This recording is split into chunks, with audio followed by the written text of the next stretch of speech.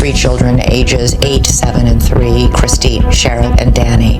The shock of everyone at the hospital when up rolls Diane Downs. Who shot you? My mom.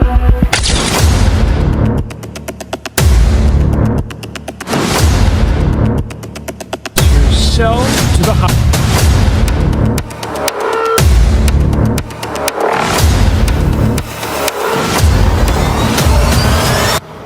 May 19th, 1983. A rural road outside Springfield, Oregon. Late at night, a woman drives herself to the emergency room. She is calm, she is alone, she has been shot in the arm. In the back seat, 3 children, also shot. Her children, 1 is already dead. 2 are clinging to life. Her name is Diane Downs. And from the moment she stepped out of that car, she had a story ready. There was just one problem with it. Everything about it was a lie.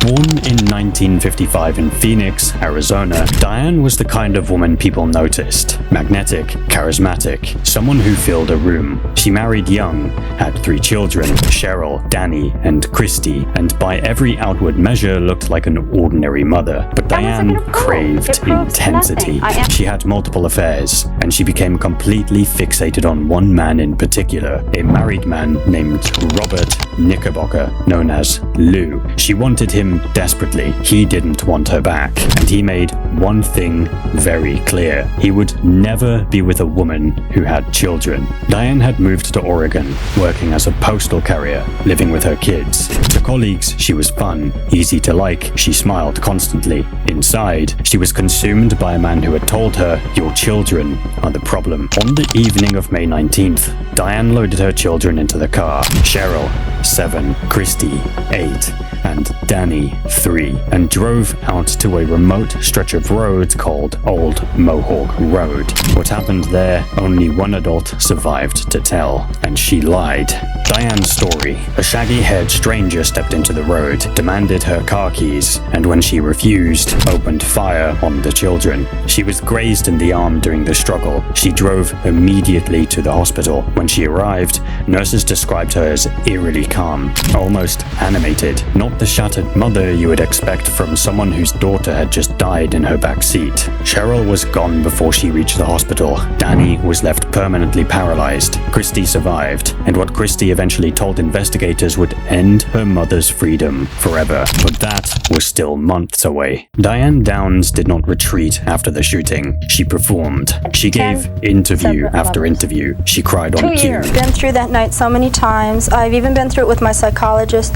It's very hard, it's very tearful. There are a lot of memories that... Even as a child, all I really thought about, I used to carry dolls around on a pillow, and I wanted to be a mom. She spoke about her children with the fluency of a woman who had rehearsed it. You can't replace children, but you can replace the effect that they give you. And they give me love, they give me satisfaction, they give me stability, they give me a reason to live and a reason to be happy, and that's gone. They took it from me. Investigators and psychologists noticed the same thing. Her grief wasn't exactly wrong. It was just slightly off-tempo, like she was watching herself from the outside, checking whether she was doing it correctly, then doing that. She said something in one interview that has never been forgotten by anyone who heard it. "I can have more children, but I can't have Lou." You can't replace children, but you can replace the effect that they give you. And they give me love, they give me satisfaction, they give me stability, they give me a reason to live and a reason to be happy, and that's gone. They took it from me. But children are so easy to conceive. More children, but not Lou. She was already pregnant again, a surrogate pregnancy, announced within weeks of her daughter's funeral. Lead investigator Doug Welch knew something was wrong from the first night. The gunshot wound on Diane's arm was too shallow for the close-range attack she described. There was no forensic evidence on the car consistent with her story, and the children had been shot at point-blank range, not the chaotic spray of a stranger attack. This was targeted, deliberate. Someone who wanted those 3 children dead. Investigators found Lou. They found Diane's letters to him. Obsessive, suffocating. They confirmed what he had told her. No children, no relationship. And then Christie woke up, 8 years old, partially paralyzed, learning to write again with her non-dominant hand. Christie told investigators it wasn't a stranger. They also found the gun, a .22 caliber Ruger traced to Diane. We were able to learn that she did have a Ruger. She had that gun, and she pulled that gun out and shot those kids with it. She claimed she'd sold it. They proved she hadn't. The trial began in May 1984. Diane took the stand and performed her innocence with the same unsettling ease she had performed everything else. She wept, she charmed, she even breastfed her newborn surrogate baby in the middle of a court session. True crime writer Anne Rule, who had interviewed Ted Bundy, later said Diane Downs was the most disturbing subject she had ever written about. The prosecution's most powerful witness was an 8-year-old girl who took the stand and, in front of her mother, told the truth. Diane showed almost no reaction. On June 17th, 1984, Diane Downs was convicted of murder, 2 counts of attempted murder and assault. Its guilty verdicts on all 5 counts of murder, attempted murder, and assault. Life in prison plus 50 years. Even in prison, Diane remained Diane. In 1987, she escaped and was found 10 days later near the home of a prison counselor she'd been obsessed with. She has applied for parole multiple times, denied every time. She still insists the bushy-haired stranger exists. Sure, I could sit here and cry and be all upset.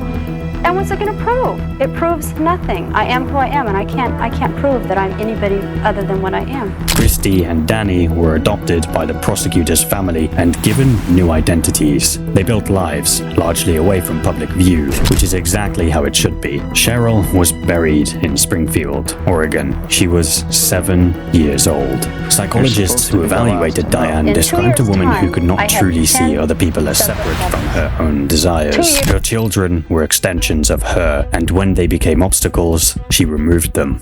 What makes her so uniquely disturbing is not that she was monstrous, it's that she was ordinary, a postal worker, a neighbor, someone who smiled at you. She knew exactly what a good mother looked like. She simply wasn't one. Diane Downs remains incarcerated in California. She will likely die there. And somewhere in the archives, there are still tapes of her singing to herself in police interviews. They gotta die, let them die, but don't let them suffer. Still performing, still the center of her own story. She always was. If this case got under your skin, good. That means you were paying attention. Drop your thoughts in the comments. I read every single one. If you're new here, welcome to Femme Noir. We don't look away, we look closer. Subscribe, there's more coming.